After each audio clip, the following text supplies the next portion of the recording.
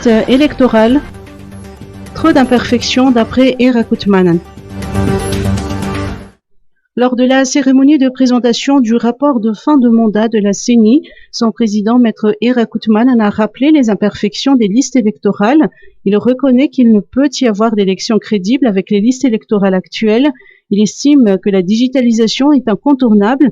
Il considère que la digitalisation des carnets de résidence des Fouktandj est un pas important vers la modernisation du fichier électoral.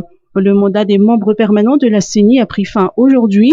Les innovations et les réalisations marquantes des 6 années d'exercice de la CENI en matière de processus électoral sont retranscrites et consignées dans un document de plus de 200 pages.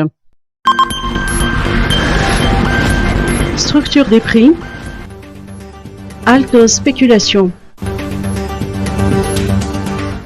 Le ministre de l'Industrialisation, du Commerce et de la Consommation, Edgar Zafdjava, a insisté pour que les opérateurs économiques respectent la structure des prix.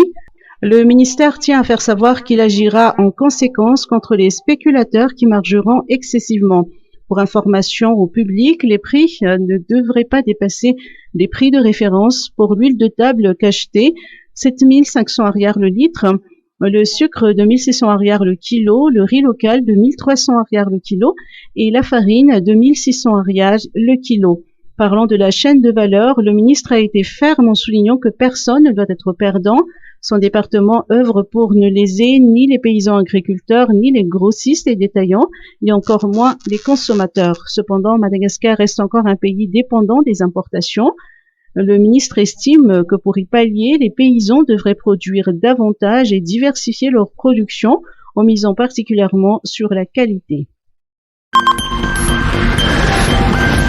Journée internationale des régions, un tremplin pour le développement de la Sofia.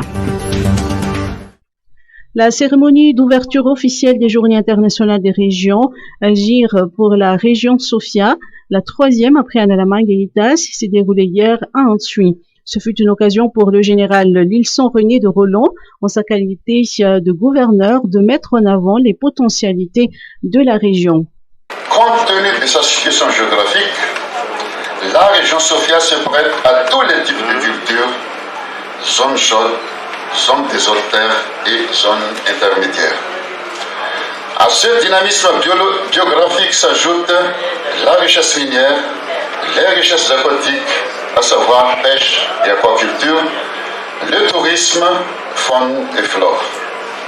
À titre d'illustration partielle, faudrait-il rappeler que lors de ces prospections minières entre 1968 et 1970, la société Pichney a découvert un gisement environ 40 millions de tonnes de bauxite à Marangak, à l'est de Pélan.